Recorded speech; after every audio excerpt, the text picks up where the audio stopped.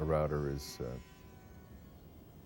significantly faster than doing it all by hand. Depending on the condition of your boat, you may only need to refinish your deck. To remove the caulking from the seams, one has several choices. Some ways of working on your deck, if you just have a good, solid, sound wood on your deck, is just removing the old finish and caulking. Using a heat gun is a good way to remove the finish on a boat, and using a hooked over file or any type of small tool to remove the old caulking from the seams also works. I'd like to demonstrate how we clean out old seams on old boats, or if we make a mistake and have to redo a seam on a new boat. And that is to form a guide on the deck, and we can nail through one of the other seams so we aren't damaging the deck itself. And then with a carbide tip circular blade like this, we can gouge out the material in the old seam, completely remove that material, and then put in the new material again. If you're going to take the deck off, you've already decided to replace it. Depending on your philosophical persuasion of original versus an alternative construction, you would either reproduce the original construction, which is straightforward from looking at the old pieces, or you would use an underlayment followed by a surface layer of mahogany lumber. The advantage is stability because of using sheet goods underneath. Another advantage is using a veneer for the top layer. Therefore, it can be very nice wood and a conservative use of very nice wood. And swelling and seam movement has disappeared.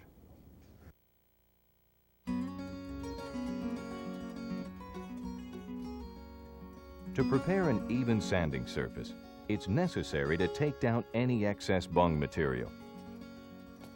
Okay, now to fill these, you can buy plugs already made up, or you can buy a cutter of this style here that will cut your plugs. There's all different sizes of them. I prefer this because we can, if you're replanking, you can use sections of the plank, so you have mahogany the exact same color grain as what your plank is. This is what the plugs look like after they've been cut. We've removed these. There's still some here. All you have to do is just take and break the plug out. Okay, there's a plug. This end of it here has got a little bit of a taper on it. Now, it's ready to go back in, except I either use a little bit of just carpenter's glue, a transparent glue. You can use shellac or a little varnish if you wish. Do not use West System epoxy or any of the epoxies for that matter. What it'll do is leave a little black ring around your plug, the epoxies. So just use a small portion of glue on the plug and then tap it back in. We can tap this one in and just tap it in till it hits, till it's solid. Do you hear a solid? Don't keep driving the plug till you crush it, because all that's going to do is fracture the plug, and you're not going to have a good solid plug. Once the plugs have dried up, with carpenter's glue, you can probably leave them for a couple hours because it dries quite quick, and you'll be ready to start cutting plugs off. Now, I like doing it with a good sharp chisel, a good wood chisel, and always cut your first cut it high. Don't cut right down next to the finished wood. Cut it up. When you do that, then you can see the way the plug is cutting.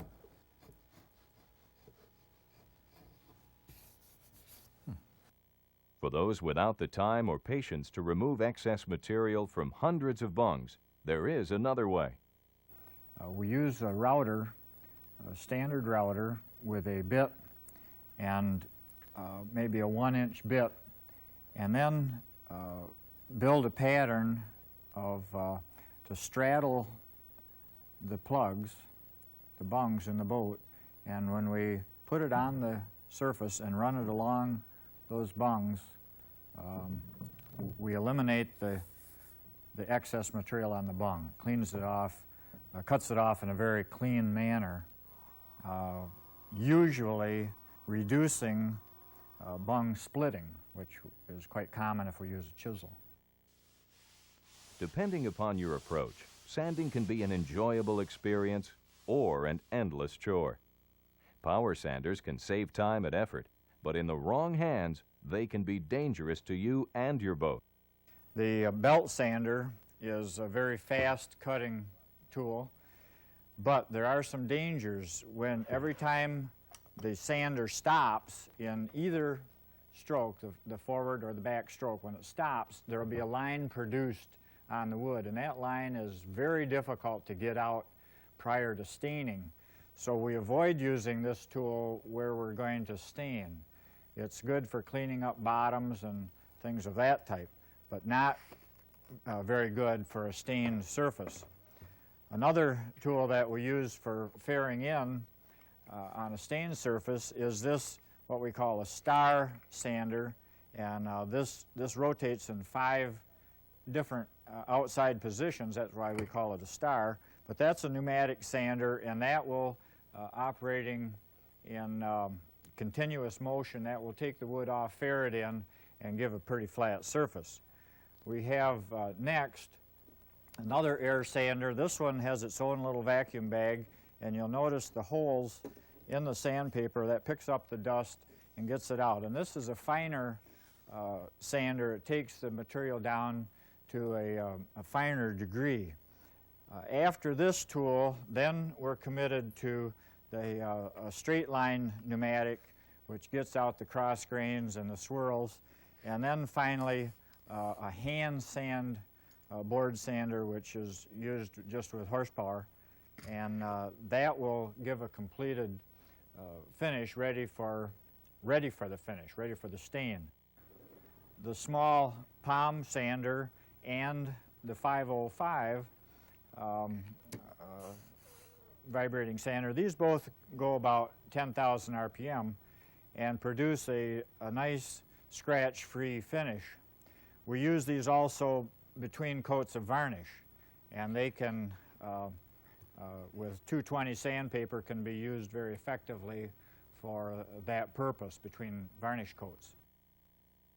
While power sanding can save time in the preparation of a hull, for fine finishing work, many restorers still use the traditional method. Sometimes we will use a coarse sandpaper and cross-grain it to fair it in that way, but then it takes quite a while to get the cross-grain scratches out of it. And if we're starting at 36 grit, which is like a piece of gravel, we will continue on down in increments of about 20 grit, 40, 60, 80, 100, and so on, until we get the desired finish.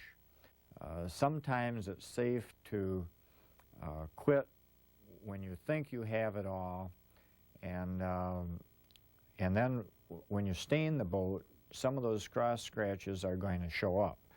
Immediately sand those out and keep staining. You could spend days with a strong light looking at every part of the boat and still miss some.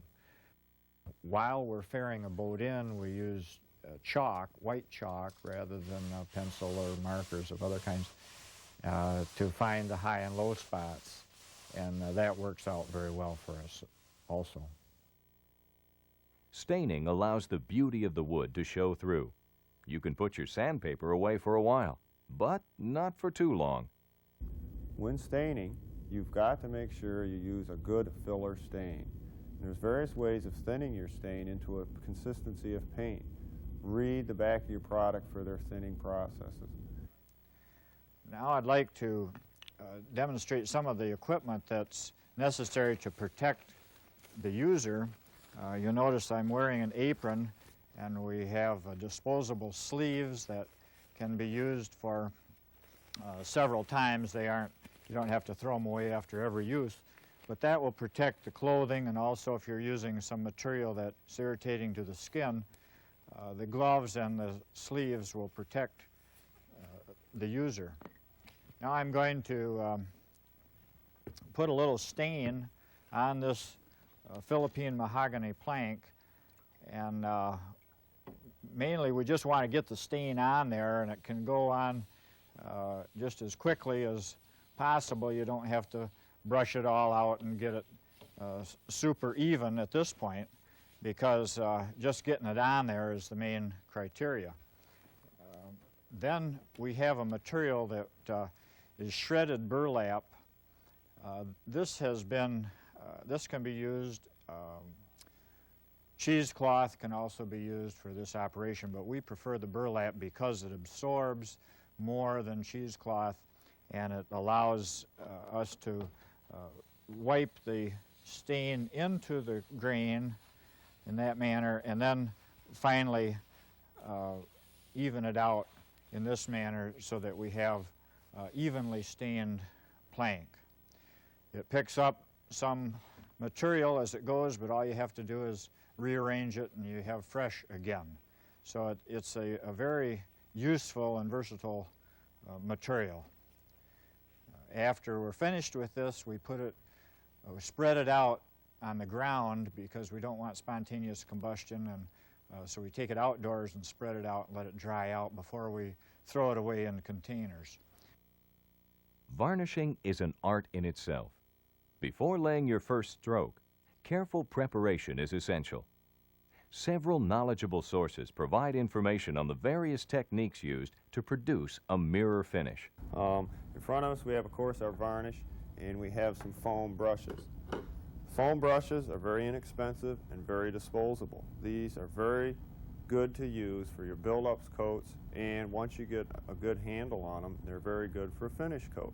And the foam brushes come in various sizes, and as I said, you can work with them quite well and get a very good finish. For the more experienced person who likes to use a brush, you have the two different styles of badger hair brushes. They're very expensive brushes, but they put out a top quality job. Then for applying your varnish, you want to use a foam roller, and the foam rollers are very popular to get a nice even coat.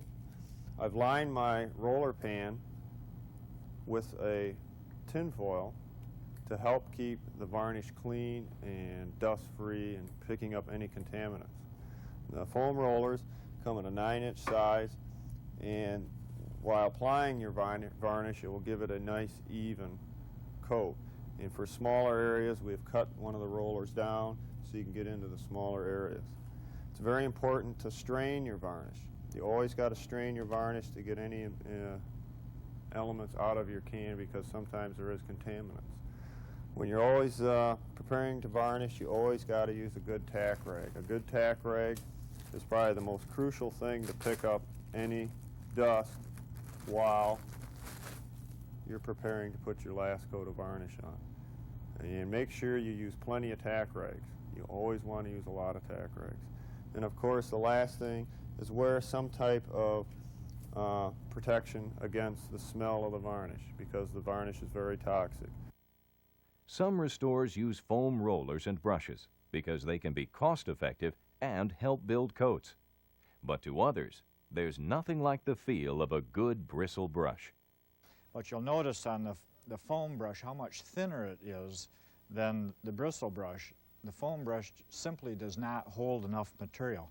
This is very critical in varnishing because we want lots of varnish in the brush. Another disadvantage of the foam used for varnish is that you can't develop a feel for the thickness of the varnish that's going on the boat.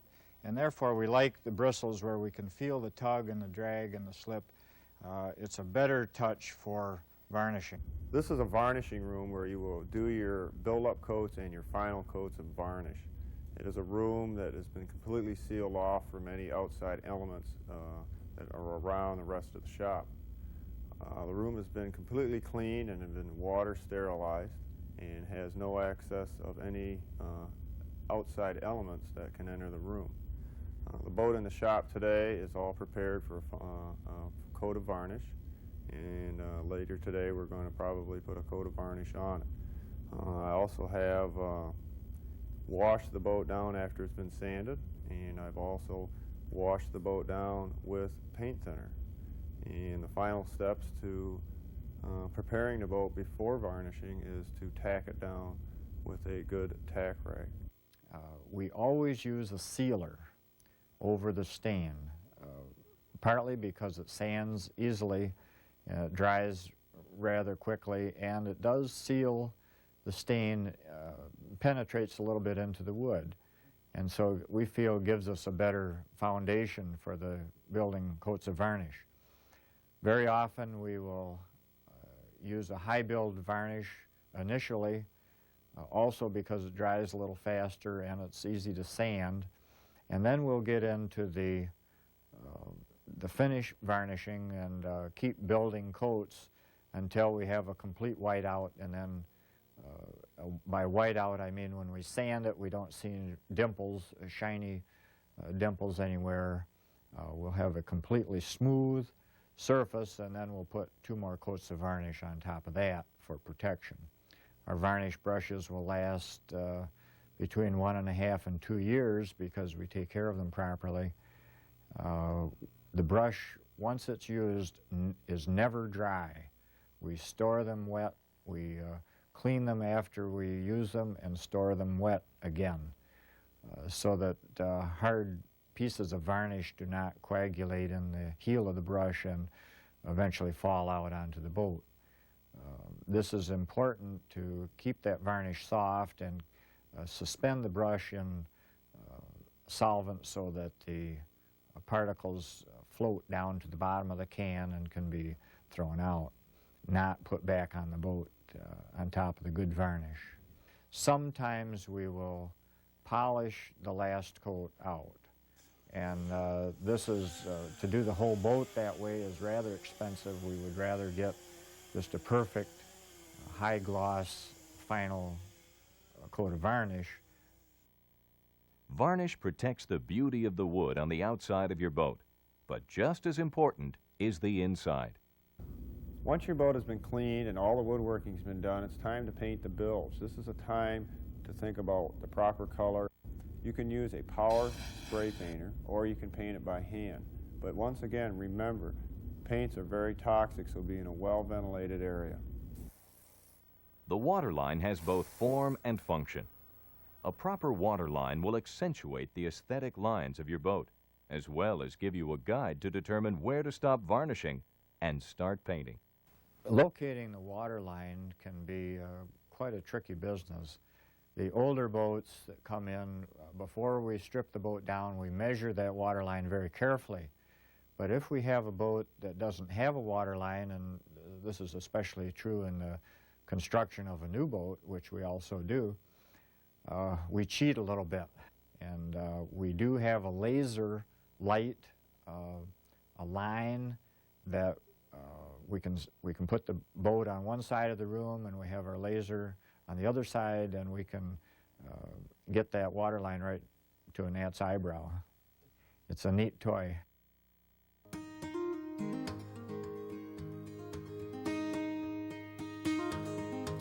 For a full restoration, an original power plant is the obvious choice. Often, an engine is sent to a shop early in the restoration process. That way, it will be ready to drop into place when the structural work is finished. When deciding on an engine, the true condition of the power plant can best be determined by taking it apart to check tolerances. Tom Fileman, an engine expert, has some tips to offer to make engines of yesteryear, or the newer engines of today, continue to run well into the next century. Basically, when somebody goes to buy an antique boat, what I recommend that they do is to look at the engine oil itself first and look at the condition of the oil to see the contaminants of it. The next thing would be to see if it still turns over. If it does turn over, there's a battery in the boat. I would remove the spark plugs from the engine, probably put some oil in the cylinder, then turn the motor over slowly, make sure it turns over freely, and then run a compression check to see if the compression is fairly even. If all those things seem to work out, then I would try to start the motor.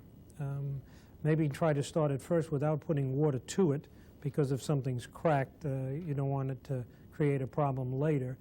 a lot of the integral parts like pistons and rings are still available. This company's still making some aftermarket parts as original replacements. The basic blocks themselves and castings are which get rather expensive, but usually you can tell pretty much by looking at it. Whether you have reconditioned your old engine or purchased a new one, a few things will ensure that it continues to run well for many more boating seasons. We usually in the fall change the oil, and in the spring we'll start it, but then we'll change the oil and tune the motor. Change plugs, points, condenser, and things of that nature. The other thing is winterizing the motor.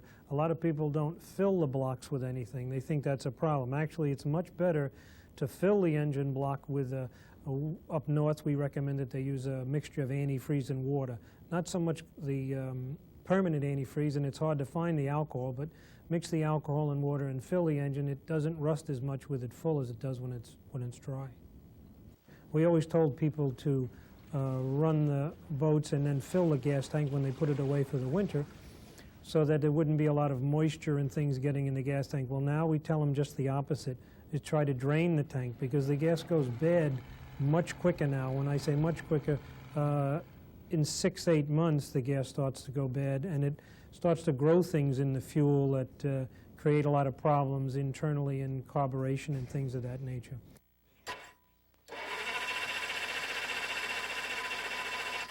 Ever been in this captain's shoes? To ensure your boat starts every time, check your electrical system. Doing this will give you many days of safe boating. Here in front of me I have samples of what you can use to wire your boat. In restoring a boat properly, you want to use a cloth-bound wire. Here is an example of some wiring that is cloth-bound. This wire is Coast Guard approved and also meets the antique boat requirement. These are a handy pair of wire strippers. They'll give you the right stripping per gauge of the wire. Also, another nice item to have is a set of wire cutters. And here's another style of wire strippers. You can use a more modern type terminal that has an insulation coating around it, or to be more traditional, you can use a non-insulated terminal. We use a bronze staple that matches more of the authentic type restoration. One of the finishing touches in a complete restoration is upholstery. Michael Sonny, also known as the upholsterer, has some insight on seam work.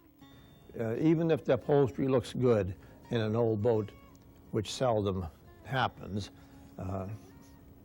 it's not very good. You know, the age, it may look new, but if you poke it with your finger, you'll have to put a hole right through it. So if you want to keep it just for looks and not use, maybe you can keep the old upholstery, you know, for originality's sake, if you're going to show the boat show, for instance.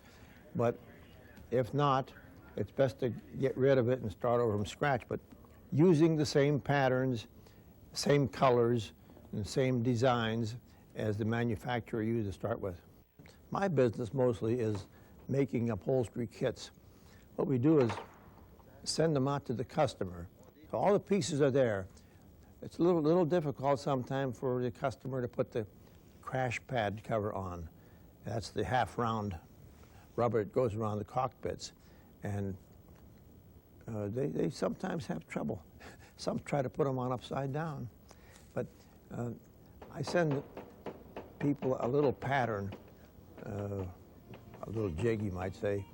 They follow those directions, they can't go wrong. Don't put your boat in the water just yet. Be sure you haven't overlooked a few important items. People don't realize it, but the final assembly and detailing of a boat